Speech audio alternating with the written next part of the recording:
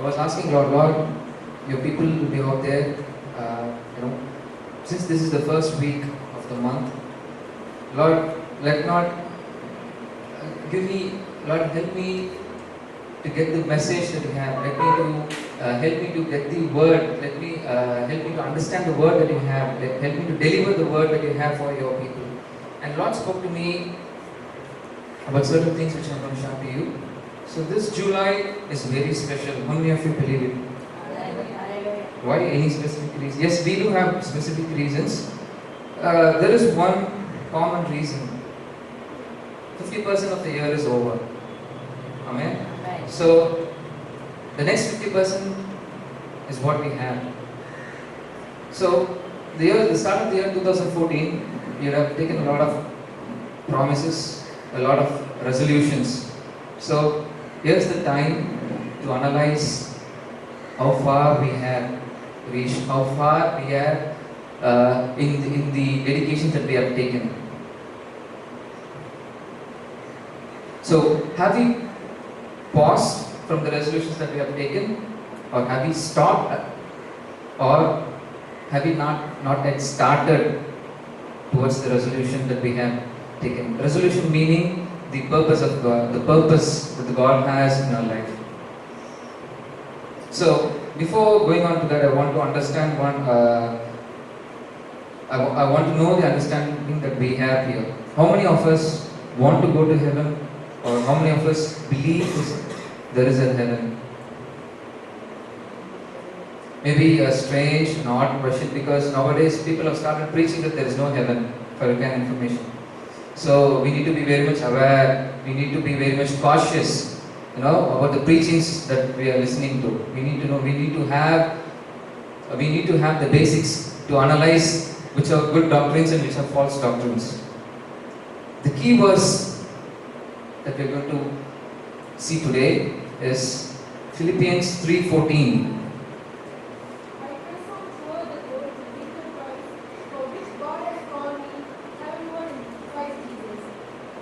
So the message is all about pressing towards the goal. Pressing or pushing towards the goal or rushing towards the goal. So what is the goal that we are referring to? The goal here is the God's calling, the God's purpose that each one of us have in our lives. Do we believe that we have a purpose? God has called us for a purpose. God has planted us in this church. God has planted us in a family for a purpose. God has planted us in a society, in a church, in a nation, among a certain group of people, group of friends, group of colleagues, in an office, in a college, in a school. Everything is not an accident. Everything has a purpose. Everything has a God calling. We are influential people. We are there to influence other people's lives. Okay, so just like I told you, 50% of the year is over. How many of you? Okay, taking an example about races, a closed circuit race. Okay, the F1 championship race. There will be a lot of laps. I think an average of 42-45 laps, if I'm correct. Okay, so there will be a pit stop, right? So what is the use of having a pit stop in a race? Okay. Analyzing. Okay, analyzing on what state you are and refilling yourself. Okay, and planning. Okay, planning on how much what you require to reach the goal. Right. So we are in a pit stop right now. It's time for us to analyze ourselves, to determine what we require, what we are void of, what we are deficient, and and pressing towards the goal. Okay. So there are certain attitudinal changes which are required in order to press towards the goal, press towards God's calling that's there in our lives. Starting off with the same Philippians chapter 3 verse 13. Others I do not consider myself yet to have taken hold of it. But one thing I do, forgetting what is behind and straining towards what is ahead. Forgetting what is behind and straining towards what is ahead. Forgetting what is behind. Let us not analyze whatever is past and waste our time. Okay, those might be all kinds of the wicked ways or deceitful ways, or our life could have been wasted without any purpose, or we could have gone out of track. Let us not waste our time, analyzing the past. Forget the past, and we should reach forward. Okay, so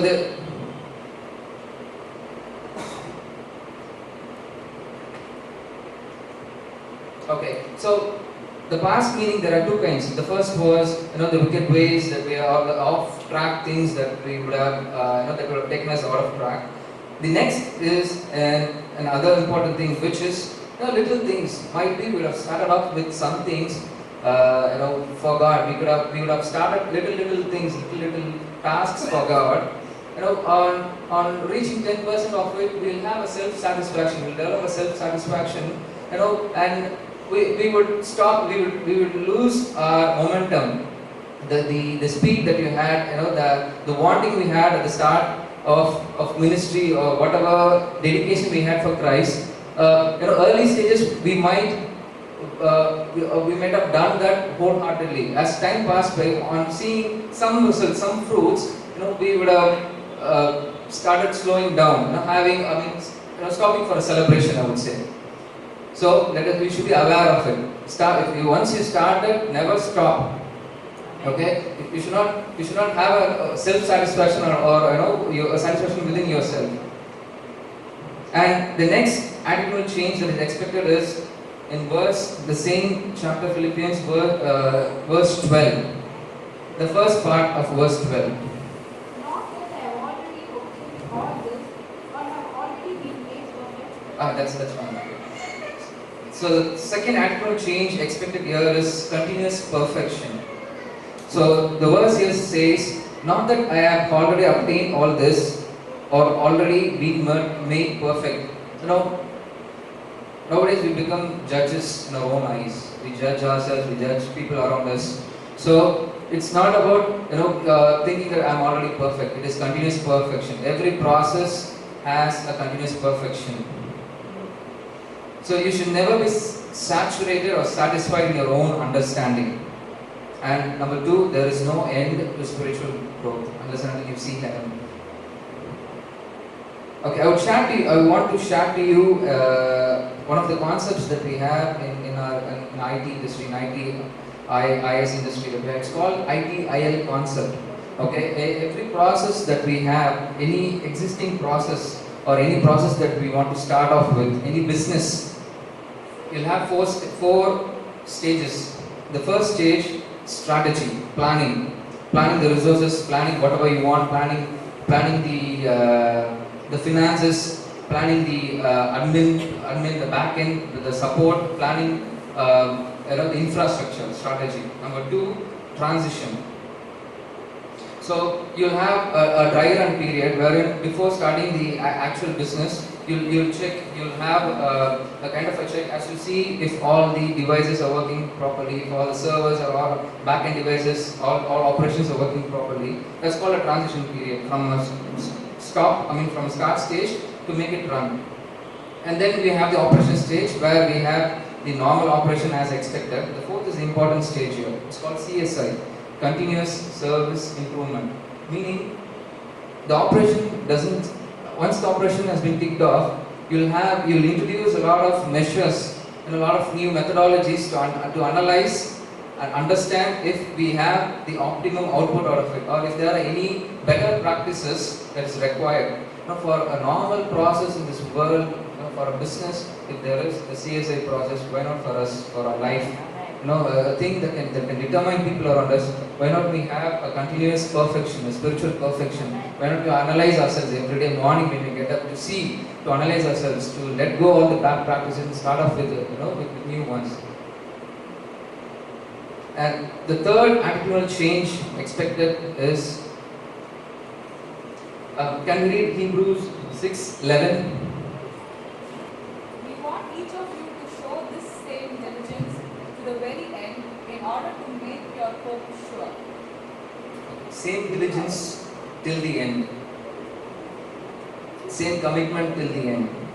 Do not become sluggish after some point. Do not have something withstand you after some point. And the fourth attitudinal change is from the, can we read Philippians chapter 3 verse 12, the second part, from where we stopped earlier on point 3. But I press on to take hold of that for which Christ took hold of me. Pressing on, the commitment. It's very beautiful in Tamil. Asayai thodargireen. Amen. Asayai thodargireen.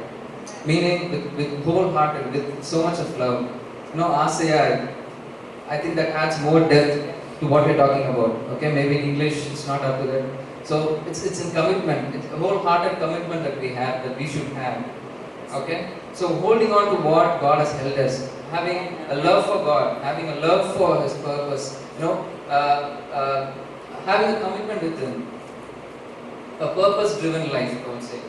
Okay, so these are the attitudinal changes that will analyze, that we should analyze ourselves, and there are certain influencing factors that will influencing factors, from that will influence us from reaching our goal. Okay, the first one, I read through 2 Timothy chapter 3 and found that the verses, the things that are explained about the people out there, pretty much matches to today's lifestyle and society that we are living in.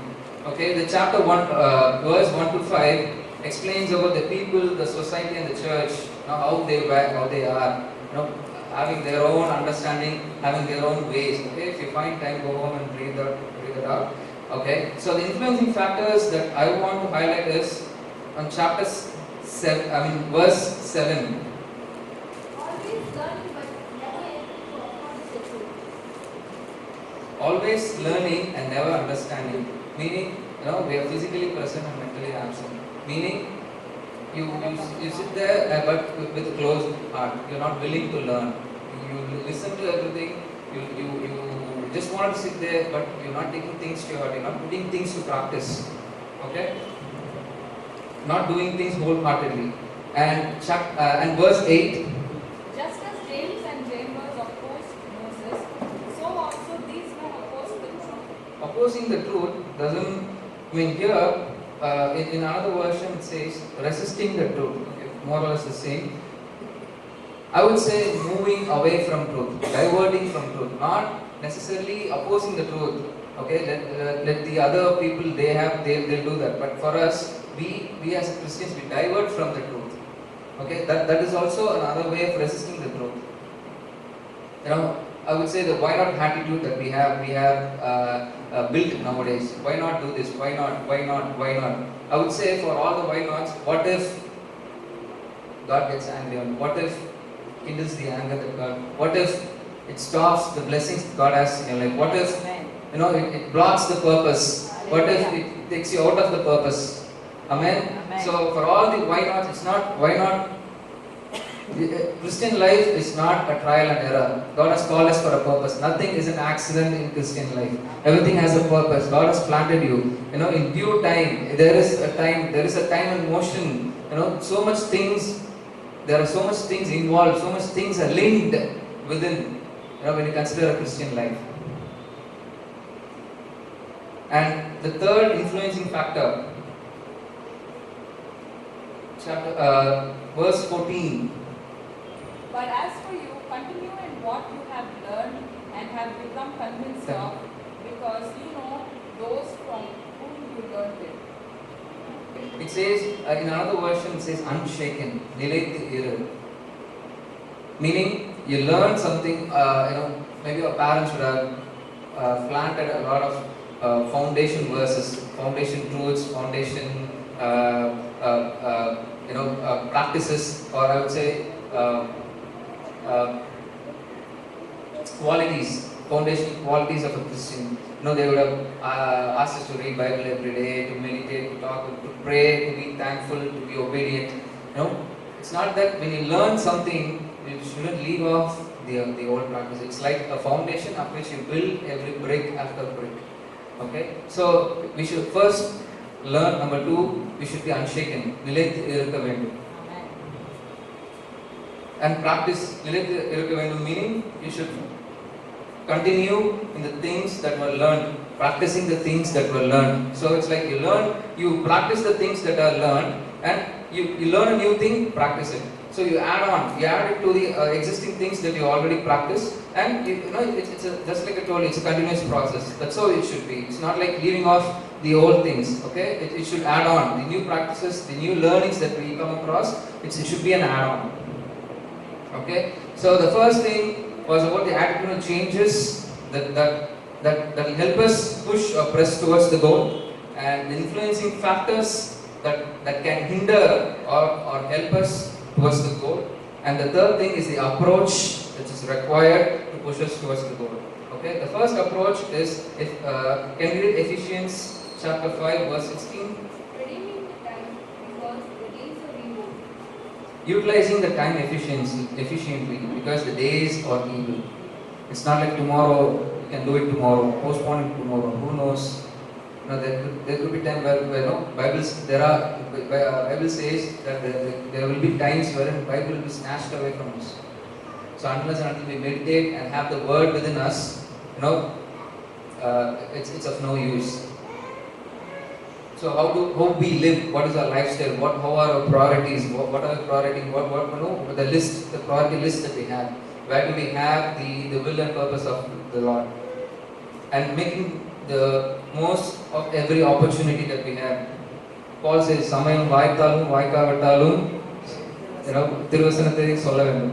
We should go on making use of every opportunity. It's not that God is 100% dependent on us. Is not 100% dependent on us. He has planted us for a purpose. Even if we are not there, God can raise even a stone to fulfill the purpose for which He has raised us. Now, rather than allowing a stone or some XYZ to do that, why not we why do we have to miss the blessings, the purpose that God had for us? And why do you want to pass on the blessings to someone else? Okay? And the second approach is, can we read Philippians 4, chapter 4, verse 13? I can do everything through Him who gives me strength. This is one of my favorite verses. என்னை பலப்படுத்தும் கிறிஸ்துவினாலே எல்லாவற்றையும் செய்ய எனக்கு பலன் உண்டு. So where does my strength comes from? From Christ. Hallelujah. Christ is my strength. Christ is my enabling factor. He can enable me to do anything. Okay? If I submit myself to Him, He can enable me to do anything, whatever, beyond my imagination. You'll never know where you are standing at one point of time. God will take you to places where you will never imagine, beyond your imagination. And number 3, being ready to do anything that God, being obedient. Okay, if God asks you to leave something, yes, go ahead and leave it. Maybe that at that point of time that might look like a positive or a good thing to you, but over a period of time will teach you. Time will make you realize, the paths. The things that you have done. That finally the time will prove you that God meant everything for good. Amen. So at that point, yes, never hold on to something and leave. Allow time to teach you, to make you realize. Amen. I would cite two things here. About a person, Moses. Moses, in his own strength, he killed and buried an Egyptian soldier. In his own strength, he could do just that. With God's strength in him, he buried the entire Egyptian army in the sea. Amen. Amen. Understand? You understand where our dependency. If you are dependent on God, that's the wonder it will be. With your own strength, that's what you will be able to do. Yes, you will be able to do, but with God's strength, the graph varies. Amen. We should never be rocking chair Christians. So, have you experienced a rocking chair? Rocking chair. You will be in constant motion, right? But no progress. Amen. You'll be in the same place. You move, you push yourself, yes, you will tend to move. There will be as if you are moving. Yes, you will be. You will be in constant motion, but there will not be any progress. So it's very important to analyze ourselves. So being in motion doesn't mean that we are in progress. Okay. So I would like to reiterate the message today. So the true Christian life is racing against evil. Devil will either try to distract you or delay. Okay, delay you from reaching the goal that God has for you. Both are very dangerous. Amen. Okay. So the key verse here is Philippians 3:14, which is pressing towards the goal, or we can take it as pushing towards the goal or rushing towards the goal. It's our approach. It's what ஆசையா இருக்கிறேன். If ஆசையா இருக்கிறேன், ஆசையா இருந்தா, you'll rush towards the goal. Amen. Okay. So the attitude changes is forget the past and reach forward. Number 2, continuous perfection. முற்றும் தேறினவன் என்று எண்ணாமல். Number 3, the same diligence till the end, the same commitment till the end. Number 4, ஆசையா தொடர்கிறேன், pressing on, commitment. The influencing factors. Number 1, always learning and never understanding. Make sure which part we are on, which side we are on. Number 2, resisting the truth. Not exactly resisting the truth, but diverting away from the truth. From the Christian point of view, diverting from the truth is as equal as resisting the truth. Number 3, unshaken. நிலைத்திருக்கணும். Unshaken, being unshaken. And the approach, the first is utilizing the time efficiently, as Ephesians 5:16 says. And number 2, Philippians 4:13. I can do all things through Christ who strengthens me. That should be a driving factor. Christ should be a driving factor. Whenever you face any situation, any kind of situation, if there are any blocks, any kind of challenges that you have in front of you, this should be your verse. Meditate on this verse, confess the word, and this word, this living word will do miracles. It will break anything that's before you and make a way for you. Amen. Shall we stand up?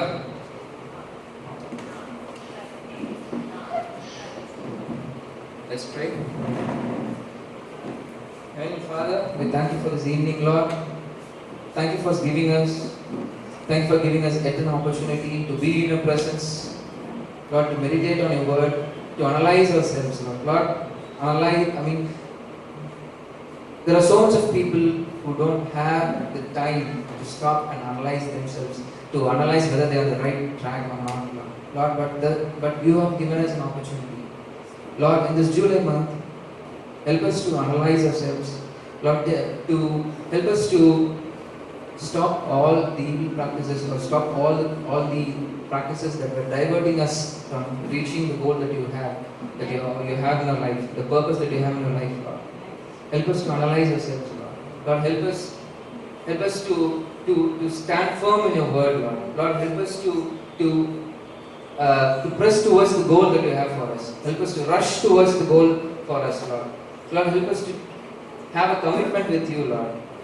A wholehearted commitment with you, Lord. To grow and mature spiritually day by day, every morning. To commit with you, Lord. Let your purpose be your priority. Let your purpose be the most important thing. Let your purpose be the focus. Let your purpose be the meaning of our life, Lord. When we turn back and see in the same year, in December, Lord, give us the satisfaction that we have done something for you. We have made use of the time for your kingdom, Lord. We made use of the time for building the kingdom, for bringing souls to your kingdom, Lord. Lord, guide us. Lord, deliver us. Lord, separate us from all unwanted relationships in life, Lord. Yes, Lord. Let not anything divert us from reaching the goal that you have set in our lives, Lord. Help us to meditate more and more on your word, Lord. Let not devil influence us or make us occupied. Make us occupied all the time, Lord. Help us to have a time to prioritize and have time to meditate in your word and analyze ourselves, Lord.